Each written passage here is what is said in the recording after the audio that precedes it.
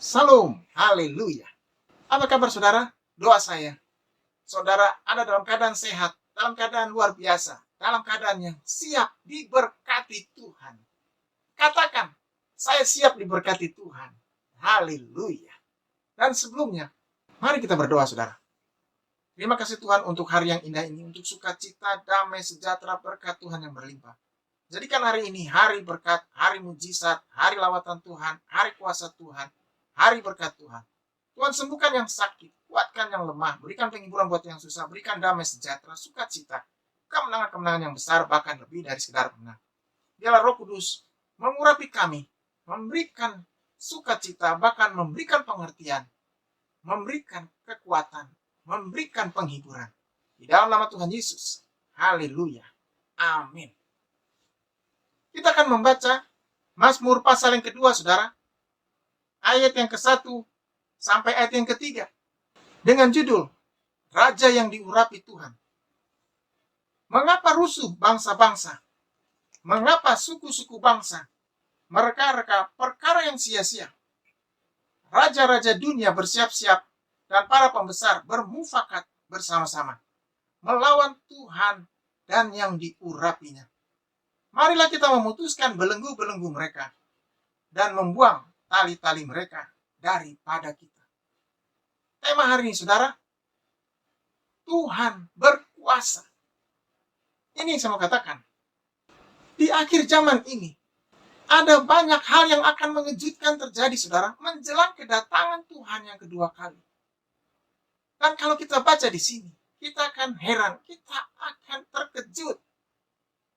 Karena hal yang hebat, hal yang luar biasa itu terjadi, saudara. Seperti apakah hal yang hebat itu? Di Mazmur pasal yang kedua, ayat yang ke-1 dikatakan di sini, mengapa rusuh bangsa-bangsa? Mengapa suku-suku bangsa mereka-reka perkara yang sia-sia? Raja-raja dunia bersiap-siap dan para pembesar bermufakat bersama-sama melawan Tuhan dan yang diurapinya. Wow, luar biasa. Ini saya mau katakan.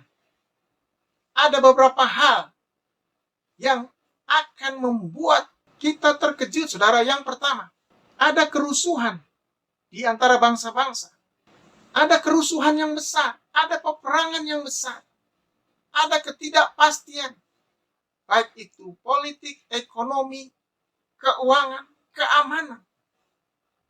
Bahkan dikatakan di sini, bangsa-bangsa, bukan 1-2 orang lagi, bukan 1-2 negara lagi, tapi bangsa-bangsa. Itu artinya seluruh dunia. Jadi Tuhan sudah katakan kepada kita, akan ada kerusuhan. Supaya kita tidak kaget, saudara. Supaya kita siap. Supaya kita tahu bahwa Tuhan bersama dengan kita. Tuhan tidak akan meninggalkan anaknya. Tuhan tidak akan membiarkan anaknya. Tapi Tuhan akan menjaga anaknya dengan luar biasa. Tuhan akan menjaga saudara dengan luar biasa. Keluarga saudara, pekerjaan saudara, pelayanan saudara dengan luar biasa. Yang kedua dikatakan di sini, Mazmur pasal yang kedua, ayat yang ke-1. Mengapa suku-suku bangsa mereka-reka perkara yang sia-sia? Bangsa-bangsa merencanakan perkara yang sia-sia. Artinya mereka tidak mencari Tuhan. Mereka tidak mencari Tuhan. Mereka mencari kesenangannya sendiri. Mereka mencari kesuksesan, keberhasilan. Mereka mencari nama baik, nama besar. Mereka mencari uang yang banyak, harta yang banyak, kesuksesan, kepopuleran yang luar biasa. Supaya mereka dikenal, mereka dilihat, mereka dibanggakan, dihormati. Jadi, di akhir zaman ini banyak orang yang minta dihormati, minta dihargai, minta dikenal, melebihi Tuhan, saudara. Karena manusia hanya terbatas umurnya, hanya 70, 80 saja. Selebihnya, kesusahan. Sia-sia kalau mereka tidak mencari Tuhan. Sia-sia kalau mereka tidak tahu Tuhan. Bahkan sia-sia kalau mereka tidak mau datang kepada Tuhan. Mereka jauh dari Tuhan. Mereka jauh dari rencana Tuhan, saudara. Ini yang saya mau katakan.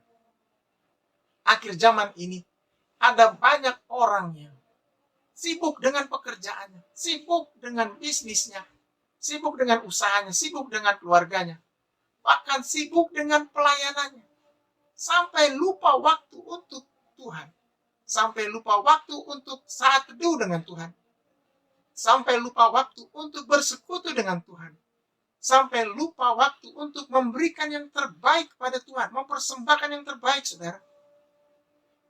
Daud mempersembahkan yang terbaik. Untuk itu, dia diberkati Tuhan sampai akhir hidupnya. Dia selalu mengandalkan Tuhan dalam peperangan, dalam segala hal. Dia selalu minta petunjuk Tuhan. Dia minta rencana Tuhan terjadi dalam kehidupannya. Sekalipun beberapa kali dia jatuh, saudara. Daud bukan manusia yang hebat, bukan manusia yang super, tapi beberapa kali dia jatuh. Kepada wanita dia jatuh. Kepada Batseba dia jatuh. Dan ketika dia menghitung orang Israel, dia juga jatuh. Tidak bisa dihitung, saudara. Tetapi dari kejatuhannya dia belajar bahwa dia tidak boleh mengandalkan kekuatannya. Dia tidak boleh mengandalkan kehebatannya. Dia tidak boleh mengandalkan hartanya. Bahkan dia tidak boleh mengandalkan kekuatannya, kuasanya, otoritasnya sebagai raja. Tidak boleh menang sendiri. Tidak boleh mengambil hak orang lain. Bahkan tidak boleh membunuh orang dengan semena-mena, saudara. Dari situ dia bertobat. Dari situ dia datang kepada Tuhan. Dan Tuhan pulihkan. Dan Tuhan menyebut dia sebagai orang yang berkenan di hatiku. Orang yang berkenan di hatiku. Orang yang berkenan di hatinya Tuhan. Tahukah saudara? Saudara dan saya adalah orang-orang yang berkenan di hati Tuhan. Kalau kita selalu ada di dalam Tuhan. Kita selalu ingat Tuhan. Dan membiarkan rencana Tuhan itu ada di dalam kita. Dan membiarkan Tuhan menuntun kita. Dan selalu merendahkan diri di hadapan Tuhan. Minta belas kasihan Tuhan. Minta pengampunan Tuhan. Kalau ada hal yang salah, hal yang tidak berkenan kepada Tuhan, saudara. Ada banyak orang tidak mau minta ampun kepada Tuhan. Tidak mau mengakui kesalahannya. Tidak mau minta belas kasihan Tuhan. Orang yang seperti ini tidak akan menerima kasih Tuhan, karunia Tuhan, pengampunan Tuhan. Tuhan mengasihi orang yang datang kepadanya, membuka hatinya. Biarlah hari ini kita menjadi orang yang bisa membuka hati kita, saudara. Membuka tangan kita untuk meninggikan dia. Berdoa, bersekutu, dan membina hubungan yang baik, yang harmonis dengan Tuhan. Supaya kita tetap kuat, supaya kita tetap bisa melangkah, supaya kita tetap bisa fokus dan bisa meraih damai sejahtera, sukacita. Ada banyak orang tidak punya waktu untuk Tuhan, saudara. Ada banyak orang lupa. Ada banyak orang tinggalkan Tuhan hanya karena kenikmatan dunia ini. Padahal mereka tahu bahwa sebentar lagi dunia akan berakhir. Dunia akan hilang. Dunia akan hancur. Yang tinggal hanya orang-orang percaya, orang-orang yang beriman. Orang-orang yang ada di hatinya Tuhan. Mereka mengandalkan kekayaannya. Mereka mengandalkan hartanya, mengandalkan kekuatannya. Firman Tuhan berkata, diberkatilah orang yang mengandalkan Tuhan. Terkutuklah orang yang mengandalkan manusia. Jangan cari dukun, paranormal, orang-orang pintar, saudara. Tetapi cari Tuhan. Firman Tuhan berkata, carilah dahulu kerajaan Allah dan kebenarannya. Maka semuanya akan ditambahkan kepadamu. Semuanya. Bukan cuma satu hal. Ini saya mau katakan, Tuhan ingatkan kepada kita. Kalau kita sungguh-sungguh mencari Tuhan. Kalau kita benar-benar hidup takut Tuhan, melakukan semua yang Tuhan katakan, gak usah khawatir. Karena semuanya Tuhan berikan. Semuanya Tuhan sediakan. Semuanya Tuhan genapi dalam kehidupan kita. Janji Tuhan digenapi dalam kehidupan kita. Orang yang berbahagia adalah orang yang bisa menerima berkat Tuhan, menerima janji Tuhan. Dan orang yang bisa tinggal di dalam Tuhan untuk selamanya, saudara. Firman Tuhan berkata, tinggal dalam aku, dan firmanku dalam kamu. Mintalah apa saja, maka kamu akan mendapatkannya. Tuhan ingin kita tinggal di dalam Dia. Minta kepadanya. Apa saja yang kita minta, dan Tuhan akan menjawabnya. Tuhan akan memberikannya seturut dengan kehendaknya, saudara. Ini saya mengatakan, kita harus sadar bahwa kita tidak bisa tinggal sendiri. Kita tidak bisa berjalan sendiri. Kita tidak bisa melangkah sendiri. Bahkan kita tidak bisa usaha sendiri. Pelayanan sendiri. Harus ada Tuhan yang memimpin kita. Harus ada Tuhan yang menjaga kita. Harus ada Tuhan yang menopang kita, saudara. Kalau Tuhan yang menopang kita, pasti luar biasa.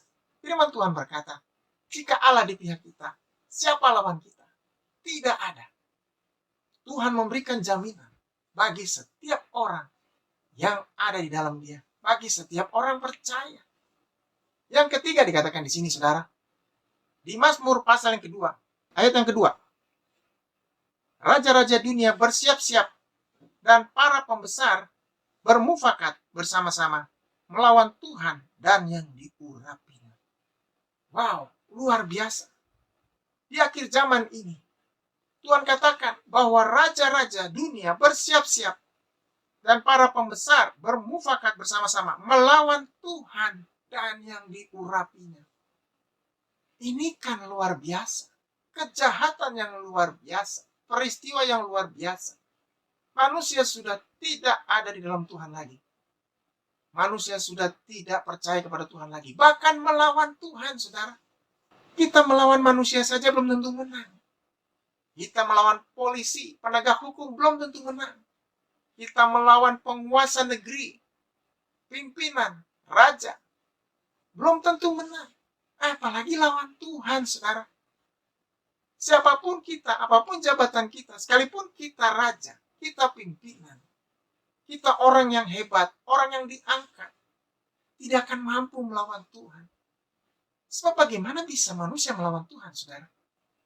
Melawan pencipta. Ciptaannya melawan penciptanya. Ini kan terbalik, saudara. Ini sia-sia. Karena pasti binasa. Pasti mati. Orang yang melawan Tuhan pasti binasa. Orang yang melawan Tuhan pasti mati. Dan orang yang melawan Tuhan pasti tidak akan mampu bertahan. Dia pasti akan langsung hilang. Jadi bisa dikatakan, apa respon Tuhan ketika melihat hal ini?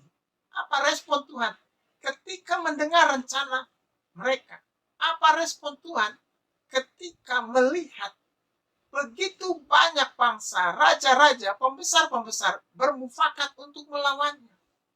Di Mazmur pasal yang kedua, saudara, ayat yang keempat, dikatakan di sini, dia yang bersemayam di sorga tertawa.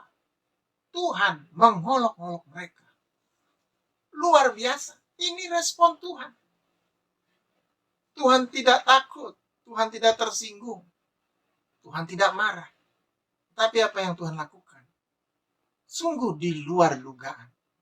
Dikatakan di sini, dia yang bersemayam di sorga tertawa. Tuhan tertawa. Jadi yang buat Tuhan tertawa bukan karena melihat anak-anaknya jatuh, anak-anaknya terpeleset, tapi ketika melihat bangsa-bangsa, raja-raja, pembesar-pembesar bermufakat melawan dia dan yang diurapinya. Ini kan luar biasa. Ini hebat. Tuhan menertawakan mereka. Itu artinya tidak pengaruh sama sekali. Sekalipun seluruh dunia ini menentangnya. Dia akan tertawa melihatnya. Dia akan mengolok-olok mereka. Dijelaskan lagi di sini, saudara. Tuhan menertawakan mereka. Artinya itu tidak ada apa-apanya, saudara. Ini saya mau katakan. Tuhan tidak masalah. Satu bangsa, dua bangsa melawannya. Tidak akan berpengaruh apa-apa, saudara. Tidak akan membuat dia turun dari sorga. Bahkan dengan jelas dikatakan di sini, Tuhan yang bersemayam di sorga tertawa. Dari sorga, Tuhan melihat mereka. Tidak perlu turun, saudara. Ini yang saya mau katakan. rencana manusia, rencana bangsa-bangsa akan binasa, akan sia-sia. Karena Tuhan menggagalkannya. Tuhan mematahkannya. Yang kedua responnya. Di Mazmur pasal yang kedua, ayat yang kelima. Maka berkatalah ia kepada mereka dalam murkanya, dan mengejutkan mereka dalam kehangatan amarahnya. Ini yang Tuhan lakukan. Dia berkata-kata dalam kemarahannya. Maka berkatalah ia dalam kemarahannya, dalam murkanya, dan mengejutkan mereka dalam kehangatan amarahnya. Wow, luar biasa. Kalau Tuhan yang murka, Tuhan yang mengeluarkan amarahnya, pasti semua binasa. Pasti semuanya kocar-kacir. Semuanya pasti akan hilang. Semuanya pasti akan dikalahkan, saudara. Yang ketiga, di Mazmur pasal yang kedua, ayat yang ke-6. Akulah yang telah melantik rajaku di Sion, gunungku yang kudus. Aku mau menceritakan tentang ketetapan Tuhan. Ia berkata kepadaku, anakku engkau telah kuperanakan pada hari ini. Tuhan jelas berkata, akulah yang melantik rajaku di Sion. Gunungku yang kudus, itu artinya dia yang bisa mengangkat raja, dia bisa menurunkannya. Dia bisa menciptakan bangsa-bangsa, dia juga bisa membinasakannya. Dia bisa memberkati orang, dia juga bisa menjatuhkan orang, saudara. Kalau orang itu tidak percaya, kalau orang itu melawannya, kalau bangsa itu tidak percaya, bangsa itu melawannya, Tuhan akan menurunkannya. Tuhan akan memberikan hukuman. Tuhan akan memberikan murkanya. Siapa yang bisa selamat dari murka Tuhan, saudara? Tidak ada. Hari ini Tuhan ingatkan kepada kita untuk berjaga-jaga, untuk menguasai diri, untuk tetap percaya, dan tidak pergi dari hadirat Tuhan. Karena upah orang yang pergi dari hadirat Tuhan, kebinasaan, hukuman kekal. Tapi biarlah kita mau tinggal dalam Tuhan. Seberat apapun masalah pergumulannya, sehebat apapun tantangannya, asal ada di dalam tangan Tuhan, ada dalam perlindungan Tuhan, kita pasti selamat, kita pasti kuat, kita pasti diberkati Tuhan, kita pasti disembuhkan Tuhan. Hari ini, saya rindu berdoa saudara-saudara yang ingin dikuatkan, ingin dilawat Tuhan, ingin tetap ada di dalam Tuhan, ingin tetap setia, ingin menyerahkan pergumulannya kepada Tuhan, menerima Tuhan Yesus sebagai Tuhan dan Juru Selamat. Ingin disembuhkan Tuhan, taruh tangan kanan saudara di dada, angkat tangan kirimu. Mari kita berdoa. Terima kasih Tuhan untuk hari yang indah, untuk sukacita, damai sejahtera. Tuhan menjamah mereka satu persatu. Kuasa Tuhan Roh Kudus menjamah mereka, menguatkan mereka, memberikan penghiburan, memberikan sukacita, memberikan damai sejahtera, memberikan kesembuhan. Firman Tuhan berkata, bilur-bilur Tuhan Yesus sudah menyembuhkan yang sakit. Di dalam nama Tuhan Yesus, yang sakit sembuh, bangun, kembali bangkit, kembali menjadi berkat.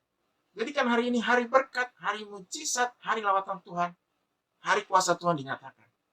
Biarlah komitmen kami untuk tinggal dalam Tuhan, selamanya dalam Tuhan, menjadi kekuatan. Sampai Tuhan Yesus datang kedua kali menjemput. Sampai Tuhan Yesus datang kedua kali, memberikan mahkota, memberikan upah, memberikan hidup yang kekal. Di dalam nama Tuhan Yesus. Haleluya. Amin. Tetap semangat saudara. Tetap kuat. Tuhan Yesus memberkati kita. Haleluya.